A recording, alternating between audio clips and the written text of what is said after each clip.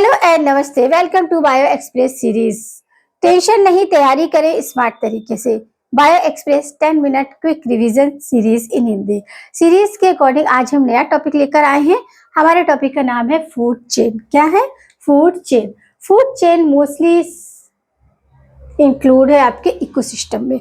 Ecosystem में हमारा जो अरेंजमेंट होता है कि जो एक एनिमल है अदर एनिमल्स पे फूड के लिए डिपेंड होते हैं, और साथ ही इसमें हम एनर्जी के फ्लो के डायरेक्शन को भी आइडेंटिफाई करते हैं। तो फूड चेन बहुत ही इंपॉर्टेंट आपका फैक्टर होता है इकोसिस्टम का, जिसमें एक एनिमल दूसरे एनिमल पर फूड के लिए डिपेंड है, साथ ही एनर्जी के फ्लो डायरेक्शन को भी हमें अच्छे से मेजर करने में हेल्प करता है। तो फूड चेन आपके इंपॉर्टेंट रोल प्ले किसमें कर रही है? इकोसिस्टम में, साथ ही आपके बायोडाइवर्सिटी और आपका इन्वायरमेंटल इशू के को भी बैलेंस करने में ये क्या करती है? हेल्प करती है। तो फूड चेन में डिफरेंट आपके क्या होते हैं? फैक्टर होते हैं, जिसमें कि आपका प्रोड्यूसर्स आया और आपके कंज्यूमर्स हैं। कंज्यूमर्स में भी आपके प्राइमरी और सेकेंडरी, टर्सरी और लास्ट वन होते हैं डिकम्पोजर्स। डिकम्पोजर्स भी उतने ही इंपॉर्टेंट रोल प्ले करते हैं जितना आपका प्रोड्यूसर्स करते हैं। तो ये तो रही फूड चेन की बात। अब हम देखेंगे कि टाइप्स ऑफ फूड चेन। तो हमारी फूड चेन भी मोस्टली 2 टाइप हमें देखने को मिलता है। फर्स्ट वन है आपका ग्रेजिंग फूड चेन। क्या है? Grazing food chain, GFC। या और सेकंड वन है डेंड्राइकस फूड चेन। जैसे कि नाम से ही पता चल रहा है, grazing food chain. Grazing food chain कि जो भी आपके कंपोनेंट्स इसमें इंक्लूड है या ऑर्गेनिज्म इंक्लूड है, वो डायरेक्ट आपके क्या है? डिपेंड सोलर एनर्जी, यानी कि फोटोसिंथेसिस। तो आपका grazing food chain photosynthesis is directly depend upon solar energy. इसमें इंक्लूड होने वाले जो भी आपके ऑर्गेनिज्म है या एनिमल्स है, वो क्या करते हैं? सोलर एनर्जी को डायरेक्ट यूज करते हैं। तो आपका ग्रेजिंग इकोसिस्टम सोलर एनर्जी के बेस पे हमारे 2 टाइप देखने को मिलता है, प्रीडेक्टरी फूड चेन और आपका पैरासिटिक फूड चेन। प्रीडेक्टरी में क्या है कि हमेशा जो होगा एनिमल का साइज स्मॉल टू लार्ज जाएगा। कैसे जाएगा? स्मॉल टू लार्ज जाएगा। स्मॉल टू लार्ज एग्जांपल है ग्रासलैंड इकोसिस्टम और पॉन्ड्स इकोसिस्टम। कोई भी कह सकते हैं, पॉन्ड्स इकोसिस्टम भी और ग्रासलैंड भी। वहीं आपका पैरासिटिक फूड चेन में क्या है? हमेशा लार्ज से स्मॉल की तरफ जाता है। ये याद रखना है कि हमेशा लार्ज से स्मॉल की तरफ जाता है। इसका एग्जांपल है आपका ट्री इकोसिस्टम। क्या है? Tree ecosystem. अब हम फिगर से देखेंगे कि ये हमारा ग्रासलैंड है। तो ग्रासलैंड इकोसिस्टम में सबसे फर्स्ट क्या प्रोड्यूसर की फॉर्म में ग्रासेस आते हैं। ग्रासेस की क्या होती है कि आप ग्रास का जो देखेंगे तो उसका क्वांटिटी ज्यादा होता है, मगर जो स्ट्रक्चर होता है वो कैसे होता है? स्मॉल होता है। फिर आपके हर्बीवोर्स आएंगे। हर्बीवोर्स यानी कि इनको खाने वाले, तो वो आपके क्या बर्ड्स भी हो सकती है, स्क्वायरल भी, उससे डिफरेंट। तो ग्रास से क्या हो रहा है? स्मॉल से लार्ज जा रहा है। फिर फ्रॉग है और फिर स्नेक। तो यहाँ पर क्या है? आपका ग्रासलैंड इकोसिस्टम आता है किसमें? आपका प्रीडेक्टर फूड चेन में, जो कि आपके क्या है? आपका स्मॉल टू लार्जर, स्मॉल से लार्ज की ओर डायरेक्शन में जाता है। वहीं हम देखेंगे parasitic food chain. Parasitic food chain में क्या होता है कि हमारा जो पिरामिड है, यहाँ पिरामिड क्या था? सीधा बना था, ये पिरामिड उल्टा बनता है। क्यों? क्योंकि इसमें हमेशा लार्ज टू स्मॉल, यानी कि लार्ज साइज से स्मॉल साइज की ओर जाते हैं। एग्जांपल देखते हैं, एपिपैरासाइट्स, पैरासाइट्स, बर्ड्स एंड ट्री। अब क्या है? ट्री तो एक होगा, ट्री के ऊपर बर्ड्स बहुत सारी हो सकती है, और बर्ड्स को खाने वाले पैरासाइट्स भी बहुत हो सकते हैं।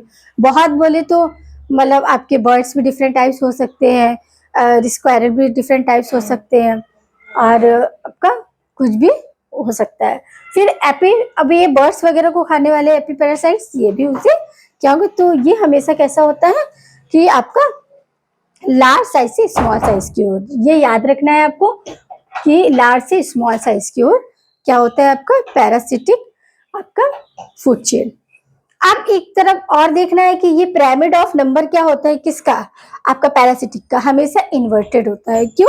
उल्टा होता है, इन्वर्टेड होता है, क्योंकि ये एपीपैरासाइट। अब यहाँ पर एक वर्ड और आता है, एपीपैरासाइट्स। आप सोचोगे कि एपीपैरासाइट्स क्या है? ये पैरासाइट्स ऑन पैरासाइट्स। क्या होते हैं, पैरासाइट्स ऑन पैरासाइट्स। और इस तरह के एसोसिएशन को याद है ना, सिम्बायोसिस एसोसिएशन, तो वैसे ही आपका ये क्या पैरासाइट्स ऑन पैरासाइट्स होते हैं। एपी पैरासाइट जो है वो क्या होते हैं, पैरासाइट्स के ऊपर पैरासाइट्स, पैरासाइट्स ऑन पैरासाइट्स। और इस तरह के एसोसिएशन को क्या बोलते हैं, हाइपर पैरासिस्टम बोलते हैं। ये क्वेश्चन बहुत तेजी से पूछने वाला क्वेश्चन है, तो ये आपको याद रखना है कि हाइपर पैराटिज्म यानी कि एसोसिएशन पैरासाइट्स ऑन पैरासाइट्स। समझ लगा। अब हम देखेंगे डिकम्पोज आपका डेंट्राइकस फूड चेन। डेंट्राइकस फूड चेन में आपका क्या है, यहाँ तो क्या था, फोटोसिंथेसिस। आपके ग्रेजिंग फूड चेन में फोटोसिंथेटिक डायरेक्ट था, आपका सोलर एनर्जी से कनेक्ट थे, जो भी आपके प्रीडेक्टरी फूड चेन था और आपका पैरासिटिक था। बट डेंट्राइकस में क्या होते हैं, डिकम्पोजिशन। आपके डिकम्पोजिशन कौन करता है, आपके बैक्टीरिया, डिफरेंट टाइप बैक्टीरिया और फंजाई करते हैं।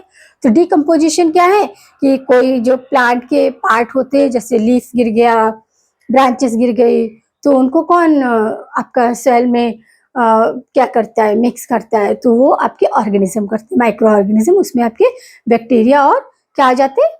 और ऐसे ही आपके एनिमल्स भी डेड हो जाते हैं, तो उनके पार्ट्स को इसी तरह इन्वायरमेंट में क्या होते हैं, जो डेट्राइटस होते हैं वो क्या करते हैं, डिसॉल्व करते हैं। तो ये डिकम्पोजर्स होते हैं। इनडायरेक्टली डिपेंड ऑफ सोर्स, ये भी सोलर एनर्जी से तो कनेक्ट होते हैं, बट इनडायरेक्टली होते हैं। कैसे इनडायरेक्टली, आगे हम देखेंगे। इनडायरेक्टली याद रखना कि जो आपके ग्रासिंग फूड चेन है वो डायरेक्टली सोलर एनर्जी से कनेक्ट होती है, जबकि आपकी डेंट्राइकस फूड चेन है वो इनडायरेक्टली सोलर एनर्जी से कनेक्ट है, बट इनडायरेक्टली। और आपका क्या है कि डेंट्राइकस फूड चेन में भी connect to the grazing food chain, इससे कनेक्ट रहती है। अब एग्जाम्पल डेंट्राइकस में क्या है, डिकम्पोजर्स यानी कि जो भी आपके प्लांट के ऑर्गन गिरे वो आपके सॉइल में जाके मिक्स हो रहे हैं। कैसे हो रहे हैं, माइक्रो ऑर्गेनिज्म, आपके बैक्टीरिया और डिफरेंट टाइप्स ऑफ फंगस की वजह से डिसॉल्व। फिर क्या हो गया, या फिर मोलस्कास, कुछ मोलस्का जो होते हैं एनिमल्स वो भी करते हैं, जैसे कि फिशेस। अब फिशेस को कौन है, फिशेस ईटिंग बर्ड्स खाएंगे, ये डिकम्पोजिशन है। अब इसका दूसरा एग्जांपल क्या होता है, अर्थवॉर्म भी होता है। द अर्थवॉर्म भी एक तरह से डेंट्राइकस में ही आता है, क्योंकि अर्थवॉर्म क्या मोस्टली जो इसका खाना क्या होता है, या तो सड़ी हुई पत्तियां होती है, तो वही सब तो एक तरह से अब यहाँ पर एक और क्वेश्चन बनता है कि अर्थवॉर्म जो है वो डेंट्राइकस तो है, बट किस तरह का है, ये है आपका सैप्रोफाइट, यानी कि सैप्रोफाइट है। ये डायरेक्ट आपका क्या है, पड़ा है, सड़ गया है, तो वो खा रहा है, क्योंकि इसका फूड क्या होता है सबको ही पता है कि अर्थवॉर्म का, तो अर्थवॉर्म को सैप्रोफाइट्स बोलते हैं। उसको डेंट्राइकस में तो आता है, बट कैसा, सैप्रोफाइट डेंट्राइकस है। तो अर्थवॉर्म को किसने खाया आपका। अब ये देखिए, मैंने बोला था indirectly depend upon solar energy, तो ऐसे होता है। डेंट्राइकस हुआ, अर्थवॉर्म, फिर आपका फ्रॉग है, स्नेक, और स्नेक को वल्चर ने खाया, तो ये क्या हो गया, एक तरह से ग्रेजिंग फूड चेन हो गया कि फ्रॉग, स्नेक और वल्चर, ये आपका ग्रेजिंग फूड चेन हो गया। तो ये आपका क्या हो गया कि ग्रेजिंग फूड चेन से भी कनेक्ट रहता है। अब हम देखेंगे कि हमारा यहाँ पर पूरा कंसेप्ट, तो यहाँ पर आपको याद रखने वाली बातें क्या है कि जो फूड चेन है वो क्या है, हमारे इकोसिस्टम में बहुत ही इंपॉर्टेंट रोल प्ले करता है, और साथ ही बैलेंस बनाए रखता है बायोडाइवर्सिटी और आपके इन्वायरमेंटल इश्यूज में। जब आपके जो फूड चेन है उसमें आपके डिफरेंट टाइप्स ऑफ क्या होते हैं, लिंक होते हैं, जो कि आपके प्रोड्यूसर्स हैं, कंज्यूमर्स हैं। कंज्यूमर्स में भी आपकी कैटेगरीज होती है, primary consumers, secondary consumers and आपको टर्सरी कंज्यूमर्स। डिकम्पोजर्स भी होते हैं। डिकम्पोजर्स यानी कि जो भी प्लांट का ऑर्गन फॉल डाउन हो गया है उसको डैमेज करने का काम करते हैं। एक तरह से क्या करते हैं, जैसे बोन वगैरह पड़ा रहता है एनिमल्स का, तो वो भी क्या होता है, डिस्ट्रॉय होता है धीरे धीरे। तो क्या होता है, ये डिकम्पोजर्स ही धीरे धीरे उसे क्या करते हैं, कन्वर्ट करते हैं डिफरेंट टाइप्स ऑफ मटेरियल में। तो ये आपका हो गया food chain. Food chain mostly दो तरीके की देखने को मिलती है, ग्रेजिंग फूड चेन और डेंट्राइकस। ग्रेजिंग फूड चेन जो होती है वो फोटोसिंथेटिक और directly depend upon solar energy. Solar energy के बेस पर आपका grazing food chain two part में डिवाइड है, आपका पैरासिटिक फूड चेन और आपका predator food chain. Predator food chain में हमेशा इस तरह का पिरामिड फॉर्म होगा, यानी कि आपके स्मॉल से लार्ज की तरफ जाएगा और सीधा रहेगा, वर्टेड होगा। और आपका जो पैरासिटिक है फूड चेन, उसमें हमेशा पिरामिड नंबर ऑफ पिरामिड कैसा होगा, इन्वर्टेड होगा, और हमेशा इसमें क्या होगा कि लार्ज से स्मॉल की तरफ जाएगा। याद रखना है कि जो प्रीडेटर है वो स्मॉल से लार्ज की ओर जाते हैं, जबकि आपका जो पैरासिटिक है वो क्या होता है, वो आपके स्मॉल लार्ज से स्मॉल की तरफ जाते हैं। अब इसी में हमने क्या एपी पैरासिटिक बताया आपको। एपी पैरासाइट्स क्या है, आपके पैरासाइट्स और पैरासाइट्स एसोसिएशन कौन सा है आपका, हाइपर पैरासिटिम्स। ये क्वेश्चंस बनता है तो आपको ये याद रखना है। अर्थवर्म आपसे पूछा जाए कि डेंड्राइटिस में आता है, बट वो किस तरह का है, सेप्रोफाइट्स है। क्या है, सेप्रोफाइट्स है।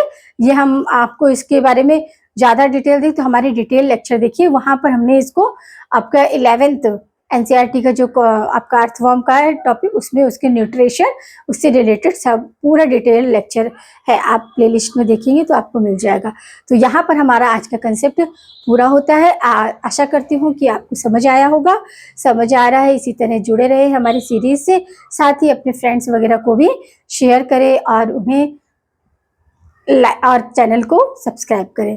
साथ ही इसकी एक नोट्स कॉपी बनाएं, जिससे कि आप कम समय में रिवाइज करने के लिए काफ़ी आपको हेल्प करेगी, क्योंकि कम समय में आपको ज़्यादा चीज़ें रिवाइज करनी है। तो आप एक बेटर नोट प्रिपेयर करे रहेंगे तो आपका टाइम भी सेफ होगा और प्लस आपका रिवीजन भी बहुत फास्ट हो जाएगा। तो इसके लिए आपको क्या करना है कि इसकी एक नोट्स की कॉपी बनानी है, जिसे बेहतर तरीके से आप लिखेंगे और अपने टाइम को क्या करेंगे, श्योर करेंगे और रिवीजन को, क्योंकि रिजल्ट आपका कौन बनाता है, रिवीजन ही बनाता है। जितना ज़्यादा रिजल्ट आपको चाहिए उतना ज़्यादा आपको रिवीजन करना होगा, क्योंकि पढ़ाई करते करते करते हम सिलेबस में आगे बढ़ते जाते हैं, मगर हम रिवाइज नहीं करेंगे तो पीछे भूल जाएंगे। तो रिवीजन देना बहुत ज़रूरी है। तो रिवीजन के लिए आपको क्या कि आपके पास चीज़ें एक जगह कलेक्ट फॉर्म में लिखी होनी चाहिए। अगर वो लिखी होंगी तो आपको रिवाइज करने में ज़्यादा हेल्प मिल जाएगी। इसलिए आपको एक बेटर नोट्स कॉपी बनानी है, चाहे फिर भले वो एक ही पेन यूज़ करो, क्योंकि कुछ बच्चे क्या नोट्स के नाम पे वो कलरफुल पेन यूज़ करते हैं। वो प्रेफरेंस नहीं करते, प्रेफर करता है कि आपने कई चीज़ों को एक साथ सबमिट फॉर्म में लिखा है, तो वो आपका ज़्यादा बेटर होता है। तो बने रहें हमारे साथ सीरीज़ में। अब मिलेंगे नेक्स्ट पार्ट में नया टॉपिक लेकर।